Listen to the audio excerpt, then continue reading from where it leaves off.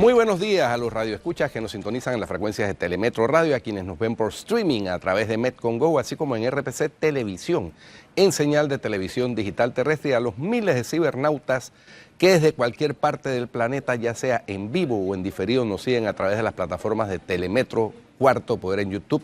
Bienvenidos a la emisión de hoy, lunes 5 de enero del año 2026. Un feliz año a todos los que nos siguen.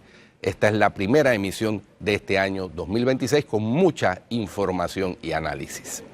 En materia internacional, bueno, tenemos que el presidente de Estados Unidos, el republicano Donald Trump, aseguró que Cuba está a punto de caer y apuntó que su economía devastada por años de embargo estadounidense y mala gestión interna está en la ruina. Escenario que se verá empeorado porque ahora no tendrá acceso al petróleo venezolano tras el ataque contra Caracas que derivó en la captura de Nicolás Maduro. Cuba parece que está a punto de caer, se está hundiendo definitivamente. No sé cómo van a poder mantenerse, no tienen ingresos. Recibían todos sus ingresos de Venezuela, del petróleo venezolano, aseguró el mandatario estadounidense. Muchos cubanoamericanos van a estar muy contentos con nosotros, añadió. Vamos a acabar hablando de Cuba porque está en decadencia y queremos ayudar a la gente, apuntó el presidente Trump. En las declaraciones realizadas a bordo del Air Force One, Trump consideró que ante la mala situación económica en la isla, no sería necesaria una operación similar a la que capturó el sábado en Caracas al presidente venezolano. No creo que necesitemos ninguna acción, aseguró Trump, quien un día antes había declarado a la prensa que consideraba que el gobierno cubano era muy similar al venezolano. Por su parte, el secretario de Estado Marco Rubio evitó ayer domingo en una entrevista televisada dar una respuesta clara sobre la isla y se limitó a decir que el gobierno cubano es un gran problema. Rubio, ex senador por Florida, e hijo de inmigrantes cubanos, sostiene desde hace tiempo que Cuba es una dictadura que reprime a su pueblo. No voy a hablarles ahora sobre cuáles serán nuestros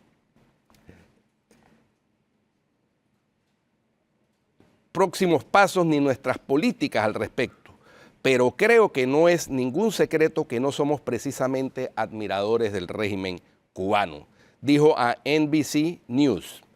Este es el hemisferio occidental. Aquí es donde vivimos y no vamos a permitir que el hemisferio occidental sea una base de operaciones para los adversarios, competidores y rivales de Estados Unidos, agregó. Las autoridades cubanas convocaron una manifestación en apoyo al gobierno de Venezuela y criticaron la operación militar estadounidense. A través de un comunicado, llamaron a todas las naciones de la región a permanecer alertas porque la amenaza se cierne sobre todos nosotros. Por otra parte, el portavoz del Ministerio de Exteriores de China, Lin Jian, expresó este lunes la preocupación del gigante asiático por la operación lanzada por Estados Unidos en territorio venezolano que derivó en la captura de Nicolás Maduro y exigió la inmediata liberación del depuesto mandatario. Asimismo, advirtió que el uso de la fuerza por parte de Washington supone un riesgo para la paz y la estabilidad en América Latina y el Caribe. Lin señaló que Pekín está muy preocupado por la captura de Maduro y pidió a Estados Unidos que garantice su seguridad personal mientras se encuentra fuera de Venezuela y proceda a su liberación inmediata. El portavoz indicó que lo ocurrido viola claramente el derecho internacional y las normas básicas que rigen las relaciones internacionales, además de contravenir los propósitos y principios de la Carta de las Naciones Unidas. Asimismo, acusó a Estados Unidos de recurrir a un uso descarado de la fuerza contra un país soberano y de llevar acciones que, según Pekín, socavan la soberanía de Venezuela, a la vez que amenazan la paz y la estabilidad en América Latina y el Caribe, una región que China considera una zona de paz, y reiteró la oposición de su país al uso o la amenaza del uso de la fuerza en las relaciones internacionales. Lin agregó que su país apoya que el Consejo de Seguridad de la ONU convoque una reunión de emergencia para abordar la situación y respaldó que el órgano cumpla con sus responsabilidades conforme a su mandato. También destacó que Pekín sigue dispuesto a profundizar su relación con Venezuela y que los intereses legítimos de China en el país sudamericano seguirán siendo protegidos conforme a la ley. Un día antes, el ministro chino de Exteriores, Wang Yi, había dicho que su país no aceptará que nadie se arrogue el papel de juez del mundo. Nunca hemos considerado que ningún país pueda actuar como policía del mundo, ni aceptamos que ninguna nación pueda pretender ser el juez del mundo. La soberanía y la seguridad de todos los estados deben estar plenamente protegidas por el derecho internacional, aseveró Wang. Por último, el exdictador venezolano Nicolás Maduro comparecerá este lunes al mediodía ante un juez federal en Nueva York para ser notificado formalmente de los cargos que enfrenta en Estados Unidos, en una audiencia inicial que marca su ingreso al sistema judicial estadounidense y abre una etapa procesal con impacto político y diplomático. Maduro y su esposa Cilia Flores permanecen bajo custodia federal luego de su detención el sábado en Caracas durante una operación ejecutada por fuerzas estadounidenses y su posterior traslado a Nueva York. Según informó el tribunal, la audiencia tiene como objetivo comunicar oficialmente las acusaciones, garantizar el acceso a defensa legal y establecer las primeras pautas del procedimiento, incluido una eventual solicitud de prisión preventiva. El eje de la causa se centra en cargos por narcoterrorismo y conspiración para el tráfico de drogas. De acuerdo con el Departamento de Justicia de Estados Unidos, esta figura penal combina delitos de narcotráfico con el uso de violencia o estructuras armadas destinadas a facilitar la distribución de estupefacientes.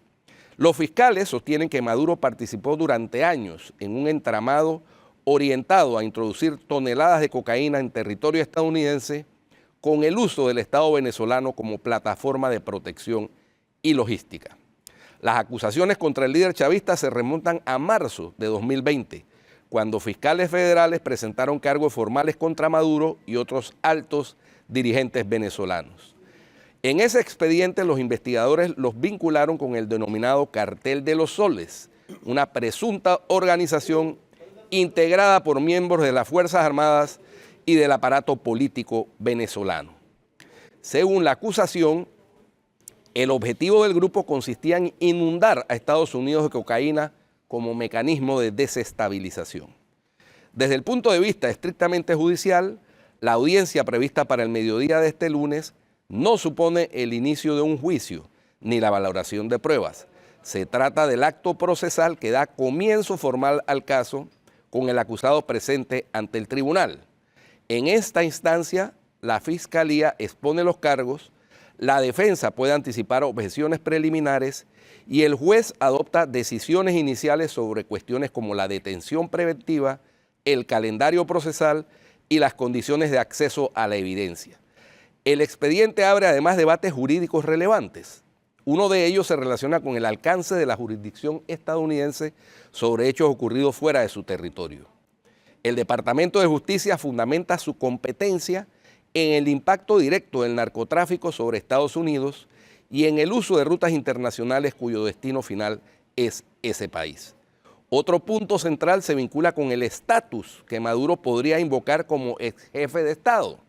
Sin embargo, Washington sostiene que cualquier protección asociada a ese cargo quedó anulada tras su salida del poder. Eso es lo más destacado en el plano internacional, Hugo Enrique, que como todos sabemos, pues ha sido la noticia desde el sábado en la madrugada. Oiga, y que nos ha obligado a estar en jornadas maratónicas sirviéndole a usted con la información de primera mano. Usted hablaba del juez ante el que va a comparecer el día de hoy, Nicolás Maduro. Debemos familiarizarnos con quién es precisamente. Es Alvin Hellerstein, es un abogado de origen judío, juez federal del Distrito Sur de Nueva York. Tiene 92 años, fue nombrado juez federal por el presidente Bill Clinton en 1998 y desde 2011 funge como juez senior en el Distrito Sur de Nueva York. Ha estado al frente de casos sumamente complejos y de alto perfil, incluidos litigios tras los atentados del 11 de septiembre y otros temas de seguridad nacional. Estos son los detalles de ese juez ante el que comparecerá hoy Nicolás Maduro, el dictador, en lo que llamaríamos audiencia de imputación. En Panamá se llama más o menos proporciones guardadas, ¿no? Es lo que Sí. equivale a la audiencia de imputación, efectivamente. Ahí seguramente la defensa de Maduro alegará lo que planteábamos, de que esa detención fue ilegal. El juez decidirá si la considera ilegal o legal. Yo creo poder anticipar que la va a considerar legal, porque la posición es que una vez fue capturado perdió cualquier fuero correspondiente o inmunidad correspondiente a un jefe de Estado. Él era jefe de Estado de facto, ¿no? De hecho. Sí, sí, ilegítimo, pero no es por eso que va a ser juzgado. No es Ahí, por eso que va a ser. Hay que tener bien claro separar el arroz del churú, porque al final ni por ser presidente ilegítimo, ni por ser dictador, ni por negarle debidos procesos a quienes hoy purgan cárcel por simplemente pensar diferente al régimen, ni por ser el causante de la diáspora más grande latinoamericana de la que haya noticia, los casi 9 millones de venezolanos que están repartidos alrededor del mundo. No es porque a usted le caiga bien o le caiga mal, o esté en su hemisferio ideológico o no. Nada de eso cuenta.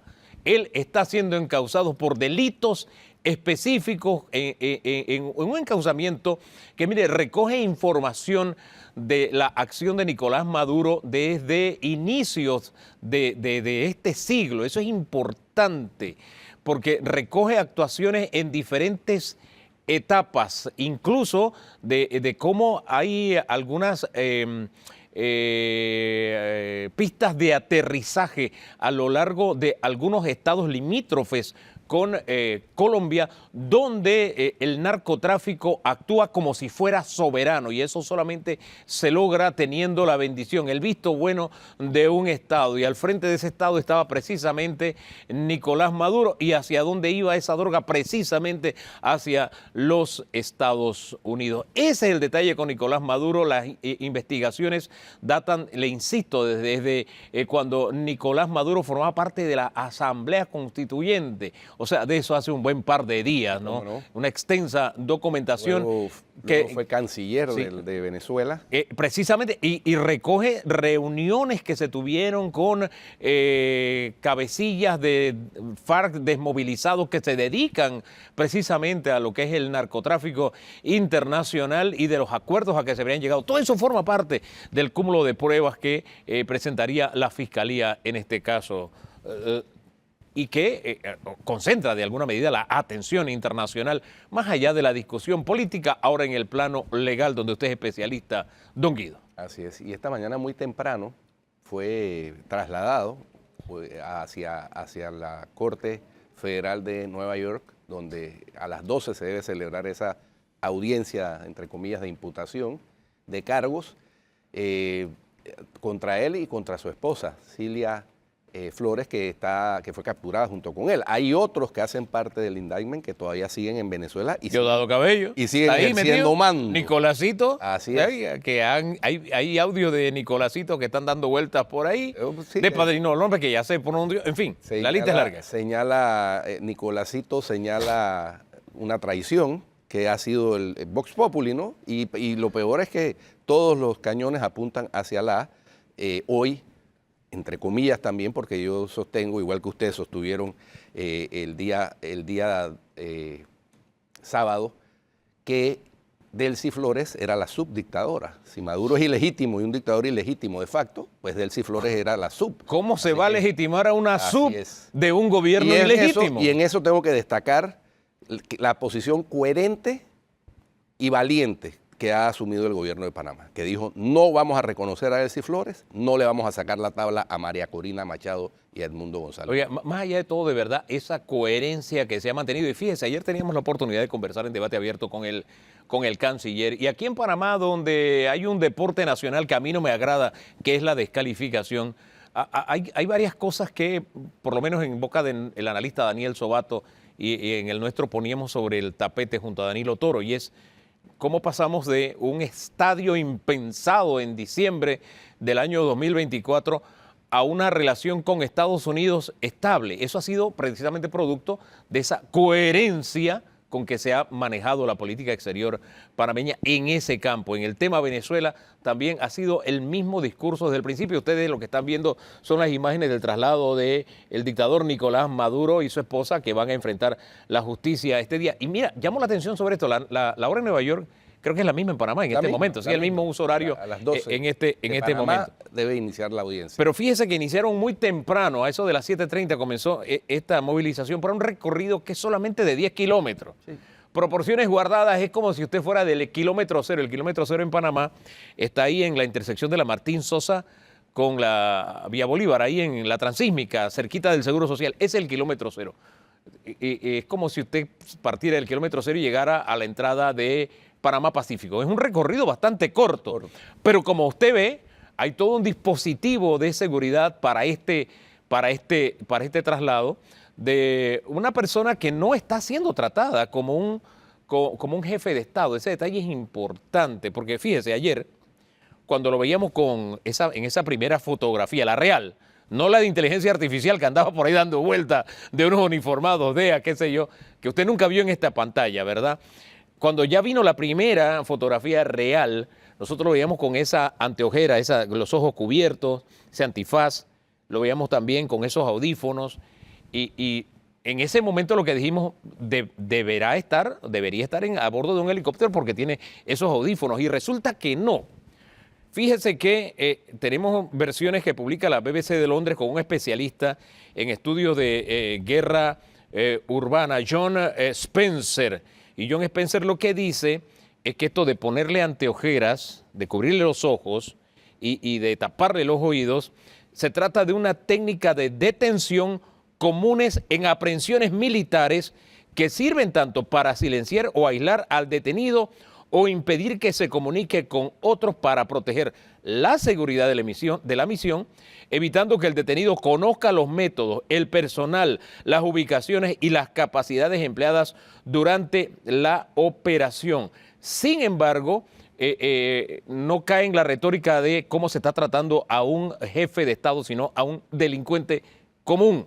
En este caso, de esa forma ha sido tratado el dictador Nicolás Maduro, que tendrá, mira, la oportunidad de enfrentar a una justicia muy distinta a la justicia que en su dictadura se le da a quienes se oponen al régimen. Así Don es. Guido. Y eso hay que destacarlo también, porque en el mensaje que ayer emitió el presidente legítimo, electo de Venezuela, Edmundo González Urrutia, precisamente se refiere a la necesidad inmediata de liberar a los miles de presos políticos que están confinados en las cárceles de Venezuela por el gravísimo delito de pensar diferente, ¿no? Edmundo González mandó un mensaje conciliador, sí, un mensaje de paz, pero un llamado a que se liberen inmediatamente a esos presos políticos. Entre esos está su yerno, por supuesto, sí, pero que no se conoce el paradero. Así es, pero es uno de tantos. No, él no hizo referencia específica a su yerno, sino a todos los presos políticos que han sido sometidos por la dictadura chavista, madurista. Y más allá de una opinión. Y ahora del CISTA, sí, así sea con el apoyo de Estados Unidos, sí, sigue siendo una dictadura. Sí, eso del apoyo yo se lo pongo entre comillas, bueno, y ahorita le diré por qué. Porque en temas delicados como estos, publicaba Cibeles de Freitas ayer un post que yo reposteé en mi cuenta, que tiene que ver con el comportamiento de las audiencias en momentos de crisis, cómo se vuelcan hacia los medios tradicionales buscando información confiable. Porque el tema de la fotografía es un detalle versus cualquier cantidad de información que usted ve en redes. Y de opinión, que la opinión no es lo mismo que un hecho. Los hechos y las opiniones son cosas diferentes. Esto que usted ve es un hecho, no es una opinión, esto que está viendo en pantalla. Y lo que le dije hace un rato es el punto de vista de un especialista, como le voy a dar el de otro, el de Mark Canyan. Mark Canyan es coronel retirado del Cuerpo de Marines de Estados Unidos y asesor senior del Departamento de Defensa y Seguridad del Centro de Estudios Estratégicos e Internacionales, CSIS. A usted que le gustan las siglas de CSI, este es CSIS. Dice él, el gobierno ha tratado esta detención como un asunto de aplicación de la ley, no como una operación militar, por lo que han tratado a Maduro como un detenido, es decir, como un delincuente común. Por eso es que le hacía esa observación, que le insisto, esto va más allá de lo que usted opine sobre Maduro, de si usted está en el hemisferio ideológico de Maduro o no, de si le cae bien o si le caen mal, simpatías, antipatías. No tiene que ver con eso. Tiene que ver con hechos concretos y con opiniones de valor de personas que conocen de la materia, porque si hay algo que en Panamá tenemos, hermano, es que aquí somos especialistas en todo. Y en redes, usted hoy es especialista en minas y mañana es especialista en invasiones estadounidenses. Entonces, por eso le trato de separarlo uno de lo otro. Los expertos de esquina que llama Carlitos Salazar, ¿no? Sí, los expertos de esquina. Yo me quito el sombrero. Fíjese, cada vez que yo voy a hablar de un tema que tiene que ver con derecho, qué sé yo le digo, usted es el que sabe de eso. Sí. Uno puede tener un sentido de la justicia, de lo que es correcto o no, estar de acuerdo o no, pero el que conoce la ley es el que tiene esa experticia. Y yo hago la separación. Es como cuando hablamos con nuestro siguiente invitado. Él es abogado ambientalista, abogado ambiental, en derecho ambiental. Entonces, es un hombre que pone los puntos sobre las íes. Más allá de tener una opinión o no una opinión, estamos hablando de hechos y eso es lo que tratamos de hablarle a usted en estos programas. Hechos y corroborado y corroborables, que es lo más importante. Así es. Otro hecho corroborado que hay que comentar, Hugo Enrique, es que el gobierno de Cuba confirmó la muerte de 32 cubanos militares especialistas en seguridad que eran el círculo cero de protección de Nicolás Maduro. Es decir, ese rumor, eso que era un rumor que se manejaba, ya fue confirmado por el gobierno cubano. Y que se negaba. El venezolano no dijo nada. Oiga, y que se negaba. Al final, el New York Times habla de 40 muertos en total. De esos 40, 32 eran cubanos, lo cual también nos dice que esa tesis de que Venezuela ya está invadido es un hecho, y no solamente de militares cubanos. Así es. Eran los conocidos como las avispas negras. Las avispas negras. Las avispas negras famosas. Algunos pensaban que era un mito. Bueno, ya se confirmó por parte del propio presidente de Cuba, Díaz-Canel, que no era un mito. Que dice que está dispuesto a dar la sangre por Maduro. Eso está por verse. Allá el señor Trump por lo pronto dijo que ya la hora de Cuba está cerca. Para aquellos que defienden a capa y espada, pero a conveniencia, el discurso de la autodeterminación de los pueblos, fíjese qué tan autodeterminado estaba ese pueblo que el presidente ilegítimo de facto de Venezuela era custodiado por cubanos. No, y esto de la autodeterminación de los pueblos debe implicar que si el pueblo decide que vota por Edmundo González, oiga, tiene que respetar. Eso es la autodeterminación de los pueblos, no lo que una garulilla de delincuentes decide en un momento dado. Y se lo digo de esta manera porque Panamá vivió situaciones similares.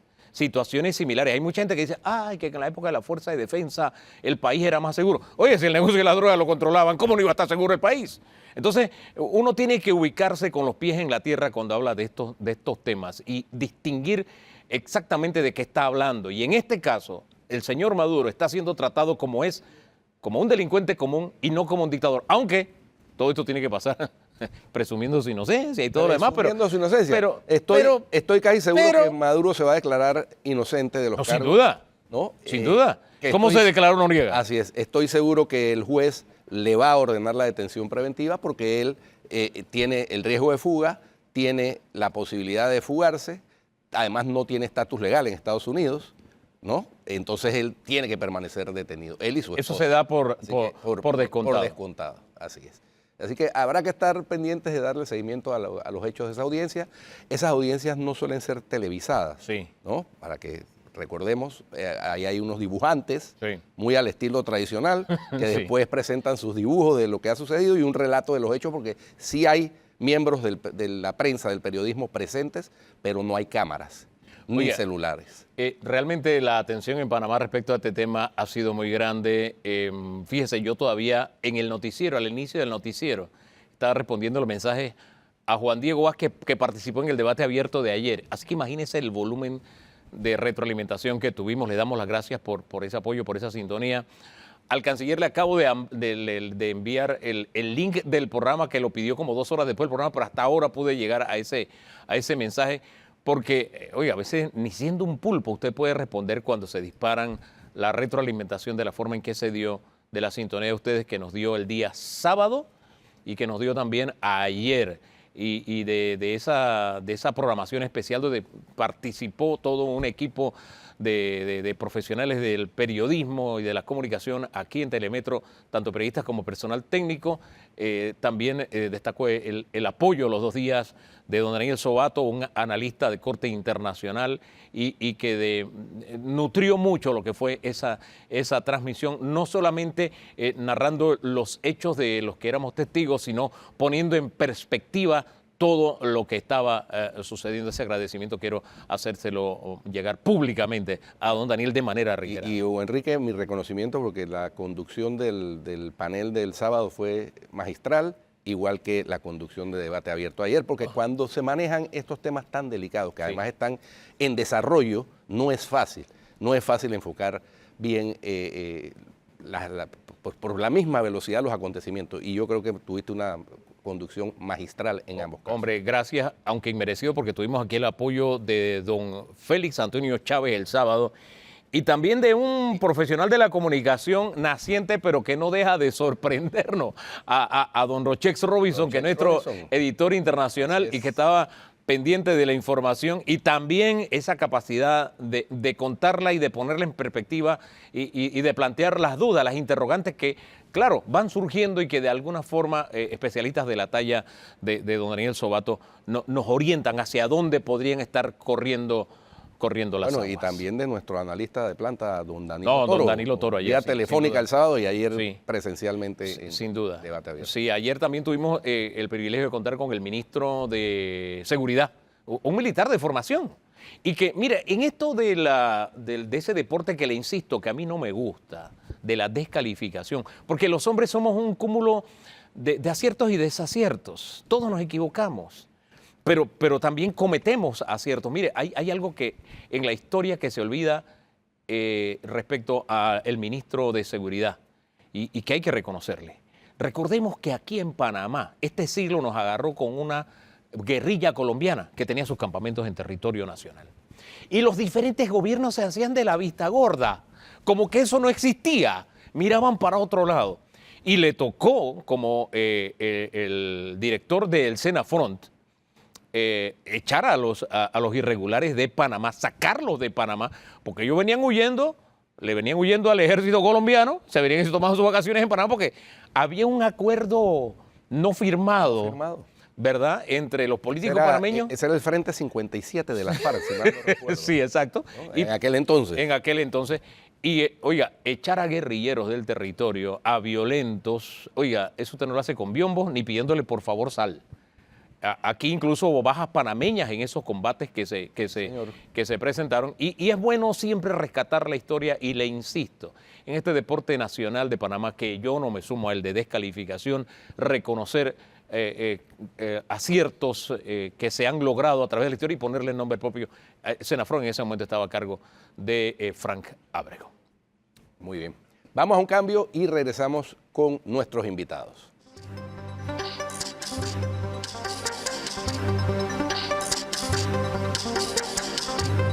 Bien, estamos de regreso en Cuarto Poder y en esta ocasión, como habíamos anunciado, nos acompaña el abogado ambientalista Harley Mitchell. Porque lo hemos invitado porque, entre otras cosas, en el discurso del presidente de rendición de cuentas del 2 de enero, se refirió de una manera tangencial al tema de la mina, ¿no? Y definió, por ejemplo, que hay que vender la roca que ya fue extraída. Yo, en mi análisis de ese momento, dije, bueno, la roca no se vende, se vende el cobre, el concentrado de cobre, después de procesar la roca, y para procesar esa roca hay que poner en funcionamiento los molinos que están dentro de la mina, ¿no? Pero yo no soy experto, el experto es Harley Mitchell, así que bienvenido, Harley. Oiga, muchas gracias, mucho que hablar en poco tiempo, pero un saludo, feliz año nuevo. Y no, realmente este tema presta para mucho. Aquellos 5 minutos en los cuales el presidente habló del tema son 5 minutos muy valiosos, porque recordemos que venimos de un tipo de país donde estos temas ni siquiera se hablan en los discursos presidenciales. No es la primera vez que se hace. Sin embargo, a mí sí me pareció que hubo un nivel de detalle dentro de lo escaso del tiempo en cuanto a la explicación. Por supuesto que como crítica constructiva nos hubiera gustado que este tema no se reservara para un discurso presidencial de enero, sino que se fuera dando de tracto continuo, tanto por el mandatario como por sus subalternos. Y hablando del tema de La Roca, voy a tratar de sintetizarlo. Como gracias me halagas con decir que soy experto, ofrecí la materia en la Universidad de Panamá, yo la dicté y he participado en varias actividades académicas y profesionales al respecto, como en este mismo programa lo hemos comentado. Y la roca que se extrae en su estado natural, cuando se tiene cobre, esta normalmente va asociado a otros metales. Recordemos que el cobre es un elemento de la naturaleza y está asociado a otros.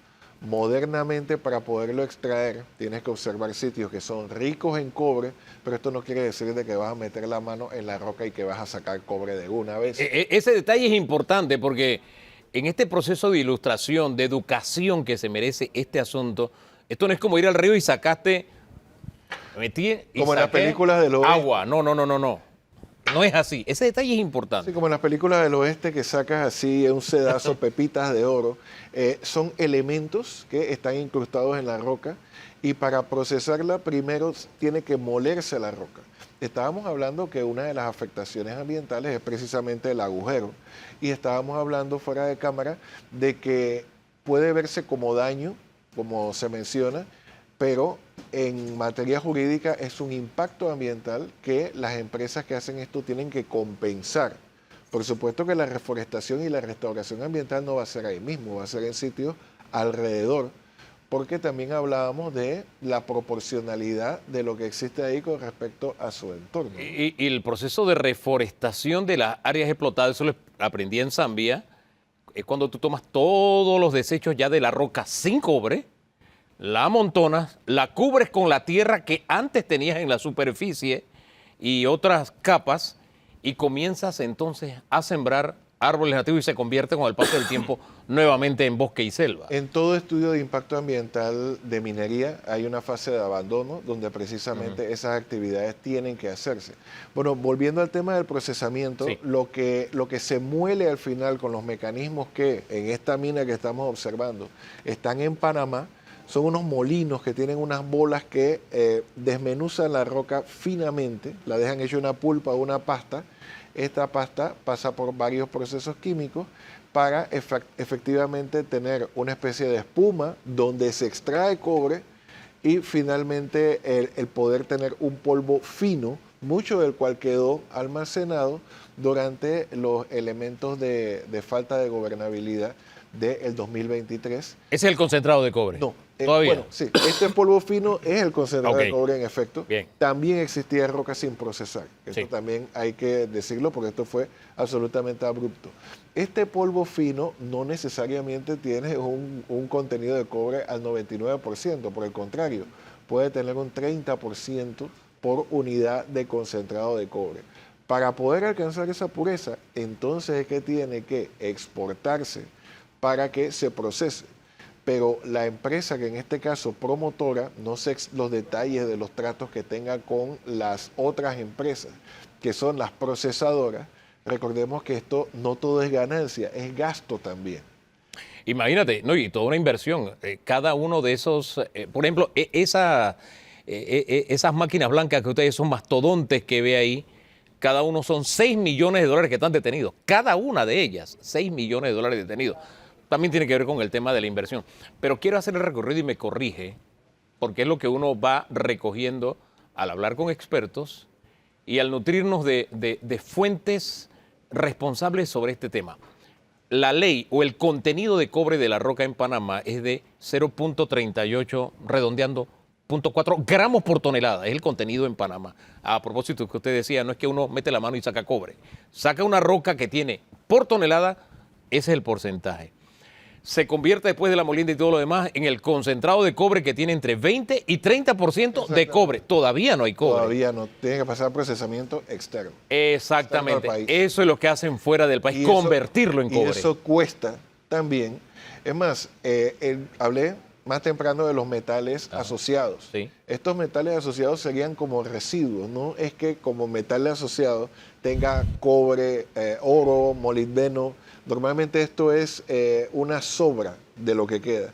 Incluso Pero qué buena sobra. Sí. Qué buena sobra. No, una sobra que puede pagar el proceso de refinamiento, porque esto cuesta bastante en materia de energía, en materia de mano de obra y en materia de compuestos. Y entonces es que se sacaría el cobre con un 99.99% de pureza. Y toda esta orientación que le damos, también queremos añadirle un esfuerzo adicional, porque yo veo muchos cálculos. Es más, vi el de Rubén Blades, he visto de algunos economistas que le daban al concentrado de cobre el valor del cobre. No. Por eso salían unas cifras astronómicas. Y lo que estamos haciendo también como una contribución a la orientación del país es en Telemetro Reporta comenzar una fase de los precios de los metales.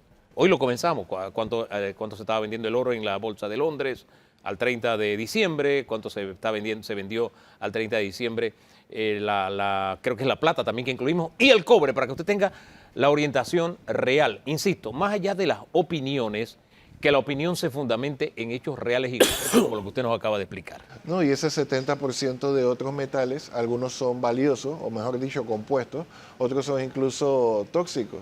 Y hay penalizaciones por parte de las fundidoras si lo que recibe tiene todavía mucho tóxico, porque precisamente ellos necesitan entonces gastar más. O sea, no todo es ganancia, pero reitero, este tema, esta inversión, no se puede concebir de otra manera si no es como un elemento de gestión ambiental. Las empresas, no solamente de este tipo, sino de toda naturaleza, deben saber que si afectan el ambiente, deben concebirse estos emprendimientos como emprendimientos que dependen de un recurso natural. Y me parece que a su manera el presidente de la República lo ha dejado bastante claro. Este es un tema interministerial y es un tema que tiene que tratarse de cara a la ciudadanía, porque este último punto del que habló, de que todo lo que va a salir del audito en el proceso en que nos encontramos dentro de esta mina de Donoso, no solamente en materia de esta mina, sino que todos los panameños estamos en la expectativa, va a ser transparente. Y esto es importante que se plantee y que se cumpla para que todos los actores sociales, también a su manera, podamos expresar las opiniones informadas al respecto. Ahora, la velocidad de curso que lleva el presidente de anuncio en anuncio en anuncio, ¿le parece la correcta? Algunos esperaban que como se dijo que venía un gran anuncio en el mensaje presidencial, es más, el propio presidente había creado esa expectativa. Algunos decían, bueno, va a decir qué es lo que se hace con la mina. Me recordó un poco a Guillermo Endara, ¿se acuerdan? Sí. Y aquí estoy tirando cédula primero que ustedes, porque él solía hacer esto. Sin embargo, yo he dicho durante varios meses, todos los estamentos públicos, ahí lo han venido haciendo de una forma u otra. Creo que la ministra de Trabajo habló del tema de acuerdo a sus competencias. El mismo presidente dijo que de los importes que le tocaban al gobierno panameño de la mina se iban a crear nuevos empleos. Creo que el programa de Mi Primer Empleo. Esto es transversalizar la información. Pero los temas importantes, el año pasado fue la Caja de Seguro Social. Este año es un asunto de gestión de recursos minerales y naturales a la vez. Debería existir mayor labor por parte de los estamentos del Estado para divulgar esto y no dejar todo a el señor presidente de la República. Mire, celebro eso porque la ministra estuvo esta mañana, la ministra de Trabajo, y ella decía, hablaba de 2.000 empleos directos. Y enseguida recibimos información. Sí, pero a los 2.000 empleos hay que sumarle los 6.000 indirectos que se generan esos 2.000. Y de pronto no es el gran anuncio que la inmensa mayoría esperaba, pero es el gran anuncio para esas personas que van a contratar. Y de paso, enseguida nos escribieron y nos pasaron el dato de que esto significaría aproximadamente 60 millones de aportes a la caja, que también en su momento fue el gran tema el año pasado. Te interrumpo precisamente por esto, porque seguramente para que esta multiplicación se dé y para que la ministra diera la declaración que dio, tiene que haber algún tipo de plan. Claro. Tiene que haber algún tipo de planificación, porque es que los panameños necesitamos saber eso. Seguramente el MEF tiene su planificación de que de este importe minero se va a recibir tanto y vamos a multiplicarlo de esta manera. Eso tiene que ser no solamente transparente. Si a cualquiera de los tres queremos verlo, lo podemos ir a buscar al MEF y nos lo deberían dar en base a la ley de transparencia. Pero ¿por qué hacer esa labor cuando ellos tienen todos los medios para poderla divulgar? No solamente con este tipo de situación que afecta el ambiente, esto es imposible negarlo, sino que también con otro tipo de emprendimiento. Oiga, es que material como este lo lee Guido, que Guido lee hasta dormido, está leyendo. Mira, aquí estamos en el programa y él está leyendo, ¿no? Pero no todo el mundo se mete a leer, creo que son 30 y tantas páginas de ese primer informe, ¿no? La verdad Sí, no recuerdo bien. Mira que a nivel de gestión ambiental está bastante resumido y bastante sencillo. Y sí, aproximadamente 30 páginas, muchos anexos, está la parte ambiental dura, pero también está la parte metodológica. Y una cosa muy importante, Hugo, de esto es que es lo más valioso de todo. Yo he dicho varias veces de que el Ministerio de Ambiente ya tiene los elementos para poder decidir. Tiene el seguimiento del estudio de impacto ambiental, las auditorías, todas las regencias sobre los recursos naturales. Pero tengo que reconocer que la auditoría es sana, porque tenemos un documento concreto sobre la cual vertir nuestras observaciones, nuestras opiniones y en los sectores que pueden adversar este tema, también las críticas. Tenemos un elemento concreto para evaluar y para poder mejorar, y yo creo que la gestión ambiental se nutre de esto, de información concreta, oficial y de participación ciudadana. Muy bien. Gracias, don Harley, porque le sacamos ahí, le rompimos su agenda y lo invitamos en vivo a que estuviera aquí. El presidente sí fue muy puntual, porque dijo que lo que determinen los expertos sobre la viabilidad o no de la mina será la que marcará el futuro. Y anunció que está en contacto con el presidente electo de Chile, el presidente Kast. Chile es un país experto en minería. Y ese detalle es importante. Los expertos, los que saben, los que conocen. Pero en fin, gracias nuevamente, Harley. Bueno, gracias a ustedes. Harley. Pausa y regresamos.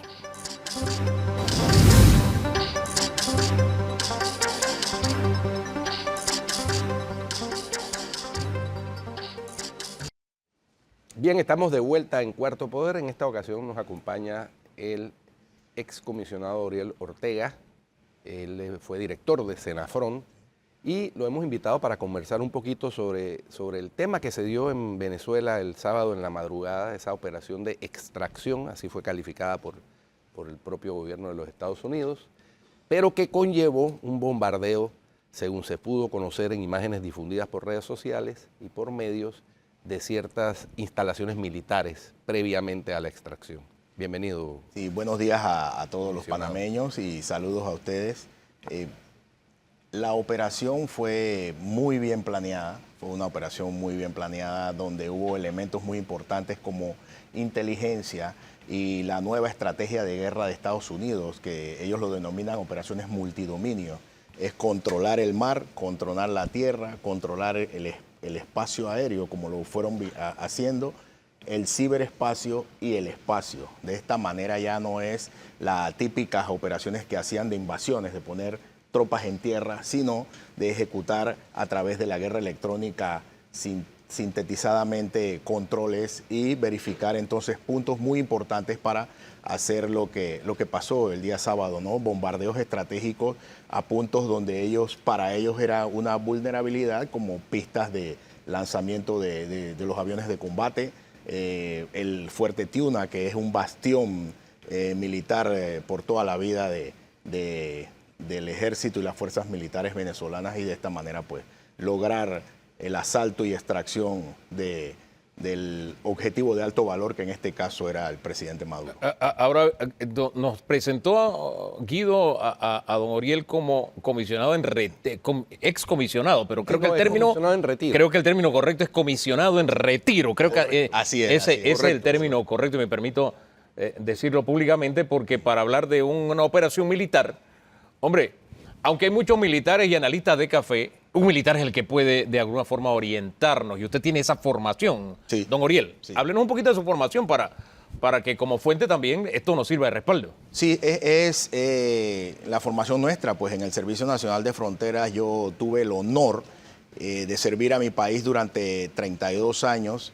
Dentro del Servicio Nacional de Fronteras ocupé cargos como comandante de la Brigada de Fuerzas Especiales donde fue contundente nuestra acción contra la lucha contra las FARC y contra los grupos paramilitares que asediaban la frontera de Panamá y Colombia, la provincia del Darién y la comarca Gunayala. Y hacíamos operaciones de este tipo, operaciones que duraban 6 meses en la planeación antes de ejecutarla, como ha pasado ahora, hasta que llegábamos al objetivo primordial y de esta manera fuimos sacando las FARC de Panamá. Oiga, ese detalle histórico es importante. Disculpe que nos desviamos a la historia, pero la FARC y los paramilitares, que yo no la había puesto sobre el tapete, o sea, no salieron porque le dijimos, por favor, váyanse a Colombia. No, nosotros los sacamos, nosotros plantamos bandera en toda la frontera, hicimos puestos binacionales, tuve la oportunidad de abrir un puesto operativamente, que es el puesto de la Unión en Alto de Quía.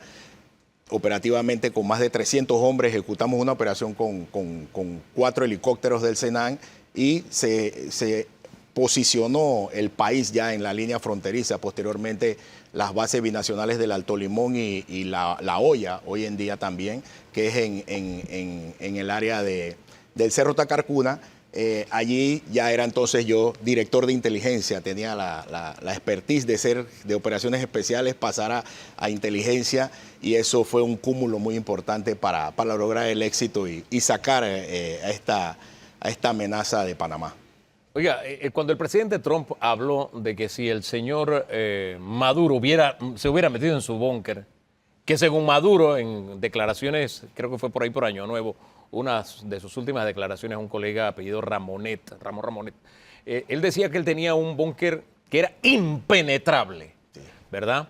Pero Trump en su conferencia de prensa dijo que si se hubiera logrado meter dentro del búnker, en 45 segundos se habría volado la puerta. Es decir, todo ese proceso de preparación de una operación de este tipo conlleva incluso esos detalles, don Oriel. Sí, los 49 hombres que ejecutaron la operación de asalto y toma del objetivo ya estudian, previo a mucha información de inteligencia y de fuentes humanas. Cabe destacar que eso fue desde adentro, la información hubo colaboración en tierra, que llevó a cabo toda esta operación exitosa, militarmente para nosotros una operación exitosa, de alto riesgo, indica que dependiendo de las brechas que haya que abrir, la cantidad de explosivo o el tipo de explosivo que se vaya a utilizar para romper las puertas.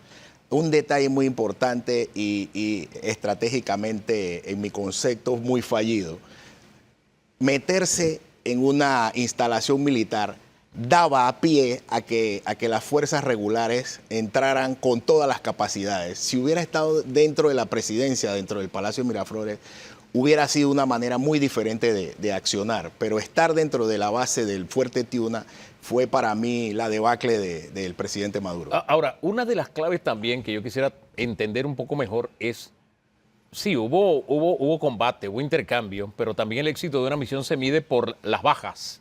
Y evidentemente, según los Estados Unidos, no tuvieron bajas, tuvieron heridos, pero no Sí. tuvieron... Y heridos en el aire. Sí, En exacto. el aire, un helicóptero que fue impactado y fueron 32. Mire, la escolta de él estaba conformada por cubanos, eso lo habíamos dicho en este medio hace unos meses también. Él sacó toda su escolta de militares venezolanos, introdujo entonces la inteligencia cubana y personal cubano. Murieron 32 cubanos, ya verificado y dicho propiamente por el presidente Díaz-Canel. Pero esa época, yo esperaba, no sé, estamos hablando de un país con una historia militar centenaria. Las bicentenaria. expectativas quedaron en cero totalmente Sí, con las Fuerzas Armadas de Venezuela. A eso quiero ir Así es, precisamente. así es. ¿Por qué? Porque ya la voluntad de lucha o voluntad de combate que tiene una Fuerza Armada para enfrentar un enemigo como patriotas, ejemplo, nosotros, el Senafrón tiene una voluntad de combate muy fuerte contra cualquier amenaza que ingrese a las fronteras de Costa Rica y Panamá, y con Colombia. Esta voluntad de combate, voluntad de lucha ha ido mermando. Prácticamente sentimos y analizamos que los militares venezolanos solamente ya estaban por sobrevivir, por estar allí, por mantener. Pero sin embargo, esa voluntad estaba totalmente desmada, tanto así que él empezó entonces a armar milicias. Y era lo que él presentaba, milicias más no la fuerza regular como tal. Algo parecido a lo que sucedió también en Panamá, ¿no? Sí, también, claro. Crearon unos batallones de la dignidad. Después de la la fuerza pública no tenía la moral unificada. Correcto. Por eso hubo 2 intentos de golpe de Después Estado. de los golpes, claro, el general Noriega entonces dispuso crear fuerzas de apoyo de esta manera, como eran los batallones de la dignidad y acá los colectivos y las milicias bolivarianas. Muy bien. Hombre, Muchas gracias por toda esa orientación. Sí. Gabriel, por Gracias la a usted. orientación. Bueno, se nos acabó el tiempo. Si usted sigue en Telemetro Radio, siga con los muchachos del brunch, y en RPC Televisión, la programación regular. Hay que estar pendiente de la audiencia a las 12 del día. Sin duda. Hasta mañana. Bendiciones. Hasta mañana.